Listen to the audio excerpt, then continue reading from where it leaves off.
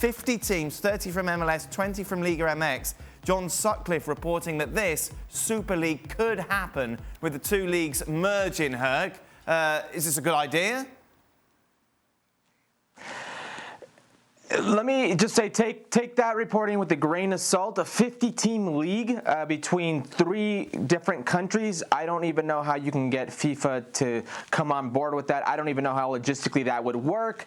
Why MLS ownerships would want to align themselves with certain owners that they're not 100% sure of. Mexico doesn't even have 20 teams. They have 18 right now, teams that could potentially stay afloat on their own, maybe less than that.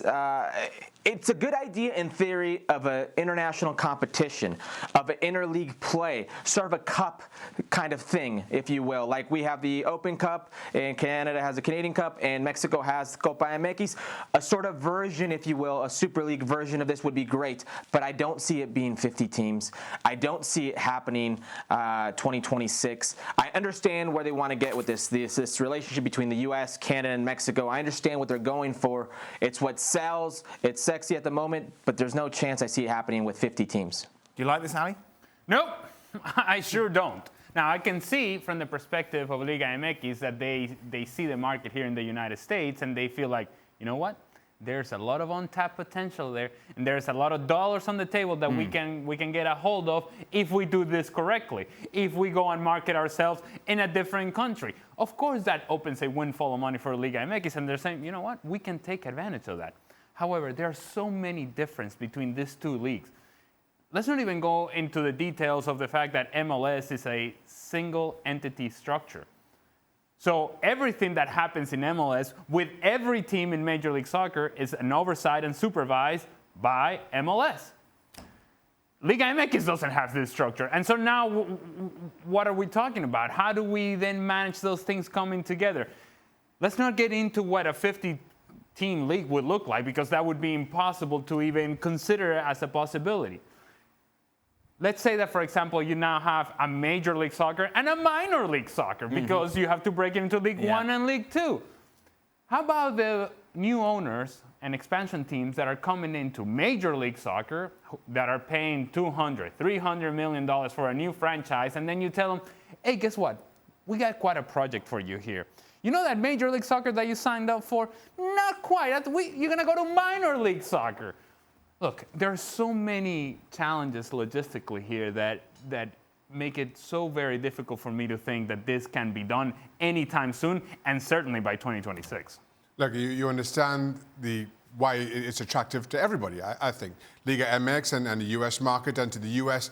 with the continental significance of Liga MX and what it means and what it may bring to the U.S. But as you guys rightly point out, logistically, I just don't see how it can be done in a way that satisfies not just fan bases, but ownerships and how you put this all together moving forward. Here's the other thing, TV rights.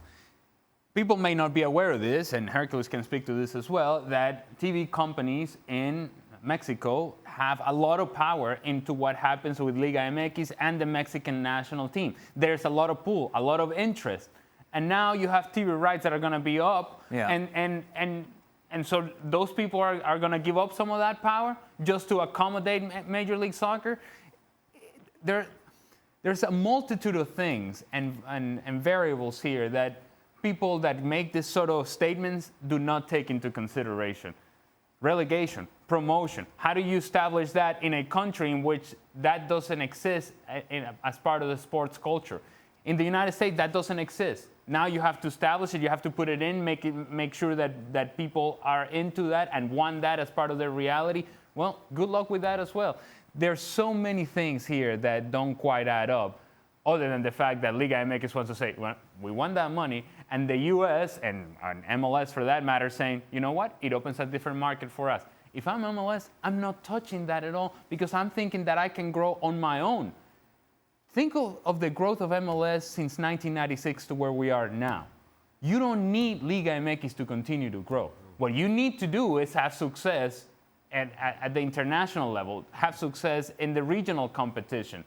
But you don't need Liga MX to tag along with you. You can grow on your own if you believe that what you're doing is correct and the steps that you have taken and the structures that you have put into the league are correct. I'm hearing you think it might happen. I'm going to go with a solid no. Well, thank you very much for watching ESPN on YouTube. For more sports highlights and analysis, be sure to download the ESPN app. And for live streaming, premium content, and let's not forget as well, ESPN FC 7 days a week, subscribe to ESPN Plus.